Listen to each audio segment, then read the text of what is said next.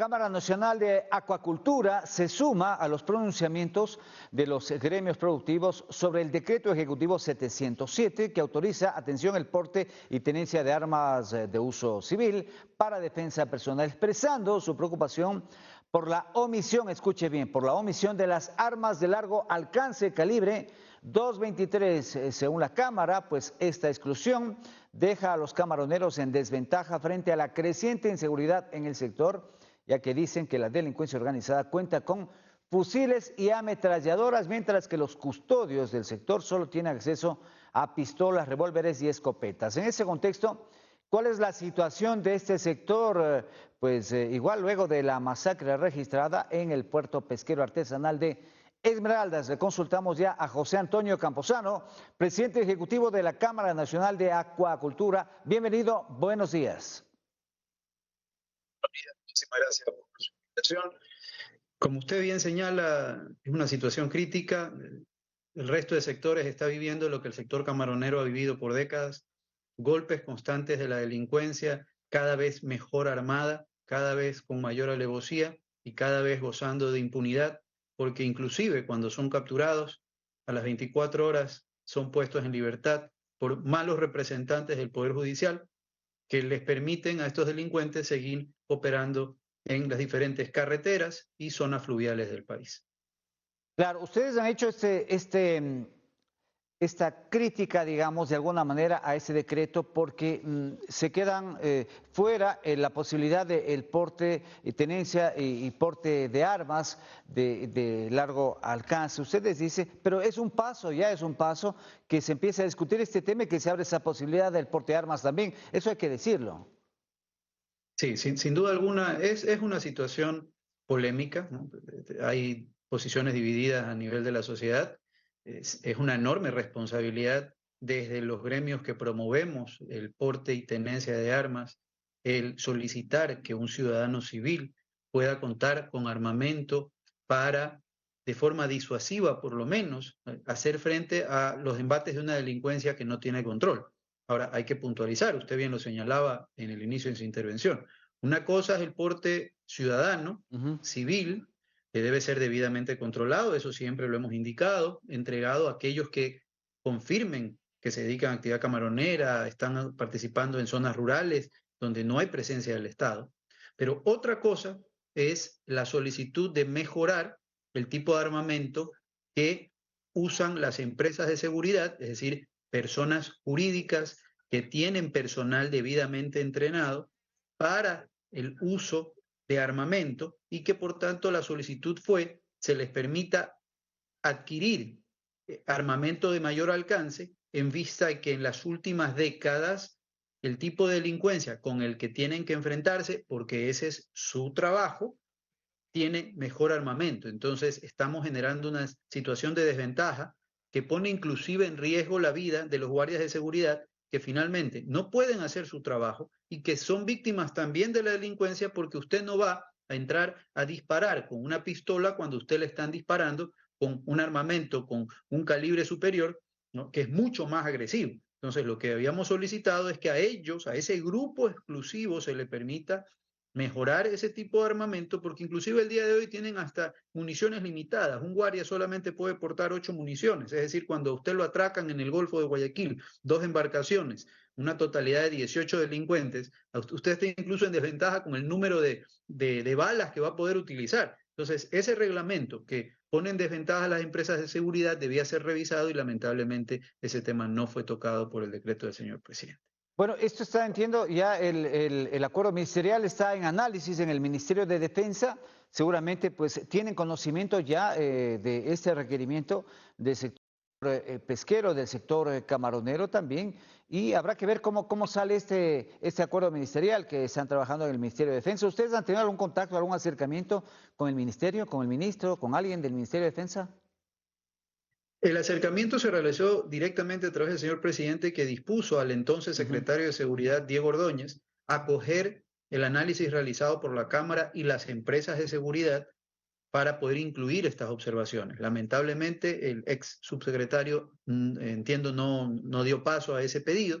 Vamos a insistir a través del Ministerio de Defensa que esto sea revisado porque sin duda el mismo presidente ha pedido a las empresas de seguridad privadas que se sumen a esta cruzada por la seguridad Ujú. y claro que lo vamos a hacer, pero no podemos nosotros decirle a las empresas de seguridad vayan a resguardar al sector conociendo que van a ir en desventaja porque sabemos plenamente el tipo de armamento con el que cuentan los delincuentes. A mí alguien me preguntaba, lo que pasa es que eso sería incentivar una arman adecuadamente a las empresas de seguridad. No, la guerra ya está instaurada en el país. Lo único que sucede es que nosotros estamos en desventaja y lamentablemente son casi 80 millones de dólares anuales que se pierden entre robos, costos por seguridad, custodias, cámaras y demás, a un sector que tiene que exportar y que por tanto ese costo, ese peso grande del costo de la inseguridad le pasa factura a su competitividad y no se diga el costo invaluable de vidas humanas que se han perdido. A la fecha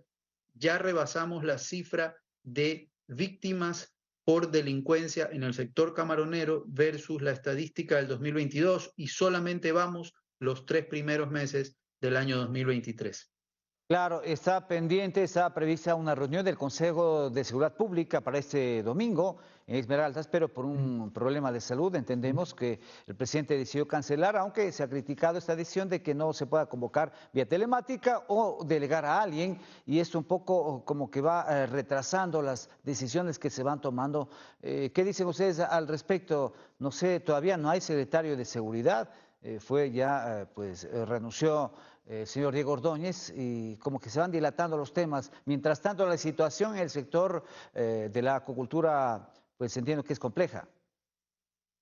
Sin duda, y pasa por asuntos que son más de carácter administrativo. No puede suceder que la fuerza pública en el Ecuador no cuente con los recursos suficientes para hacer frente a la delincuencia cuando tenemos los peores índices de seguridad de la historia del país, ¿no? Los policías necesitan armamento, necesitan chalecos, necesitan vehículos adecuados y no remanufacturados, ¿no? Necesitamos poner más recursos en manos de la fuerza pública. La Marina ha reconocido que el número de embarcaciones que tienen para garantizar seguridad en el Golfo de Guayaquil simplemente es insuficiente. Es decir, el mismo Estado reconoce su incapacidad de controlar zonas donde nosotros hemos señalado son puntos rojos, son zonas rojas donde los asaltos son constantes. Es decir, a nosotros no nos toman por sorpresa. La sorpresa es que la fuerza pública, a pesar de que sabe cuáles son los puntos en los que nos roban, tanto en ejes viales como en Golfo de Guayaquil o el archipiélago Bajambelí, no tienen presencia. Cuando vamos a consultar, la respuesta es que lamentablemente no cuentan con los recursos y a esto hay que sumar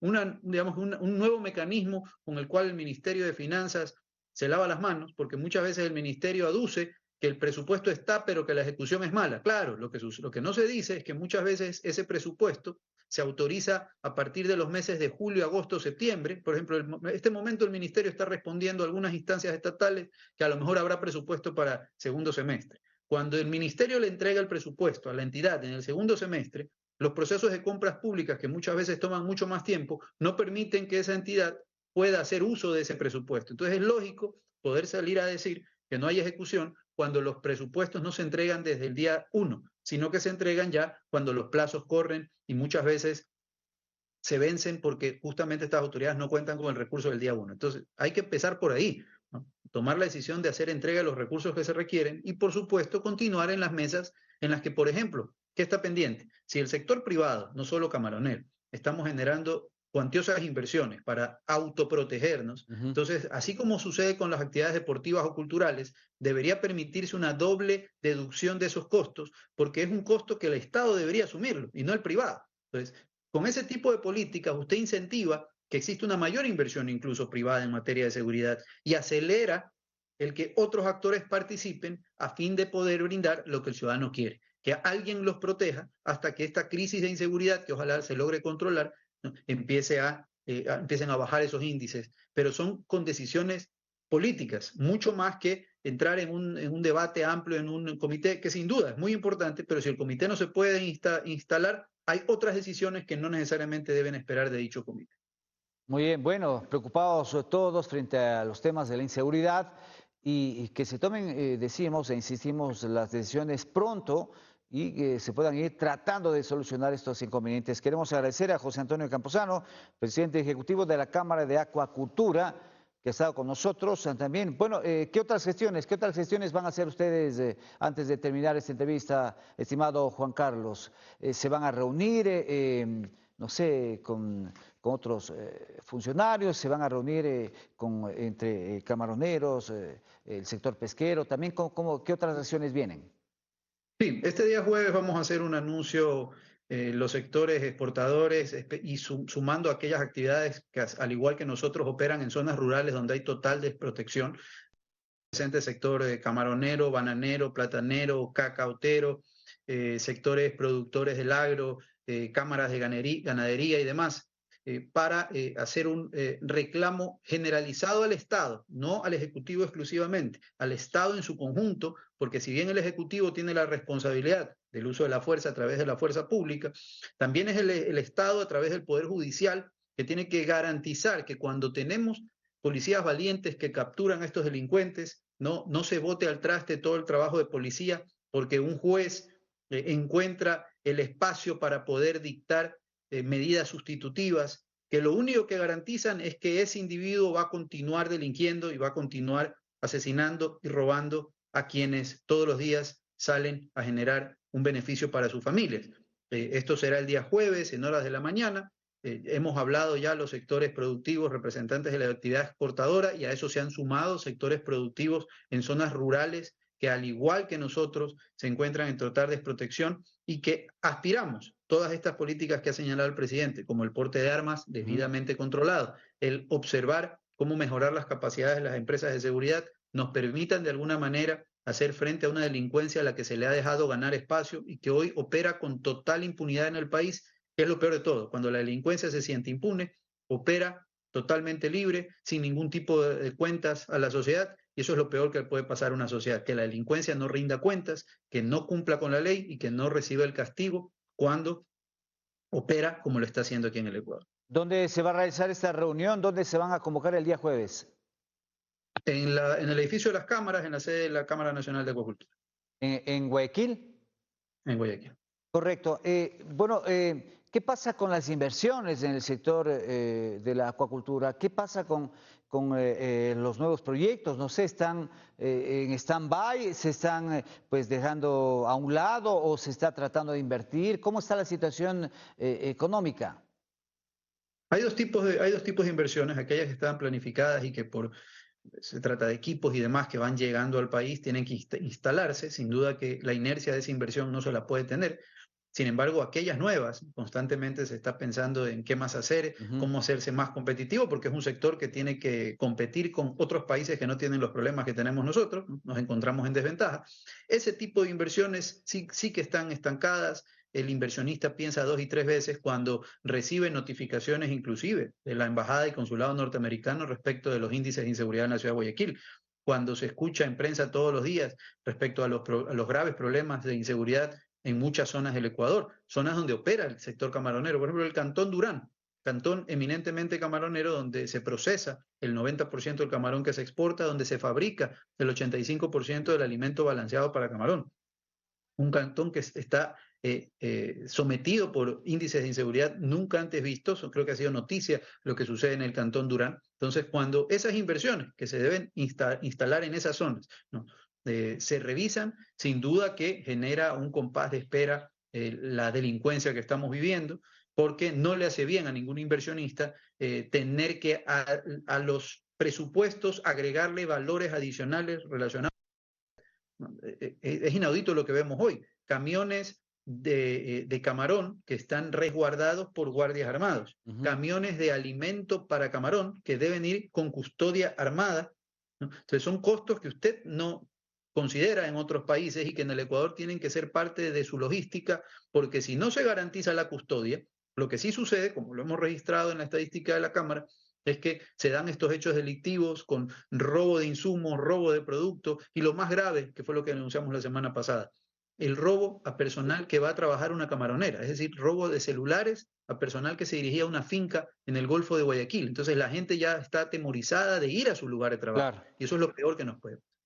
Muy bien, queremos agradecer ahora sí a José Antonio Camposano, presidente ejecutivo de la Cámara de Acuacultura, que está con nosotros haciendo un análisis, digo, de la situación de inseguridad en el país. Muchísimas gracias, estamos atentos a sus sesiones. Un gusto.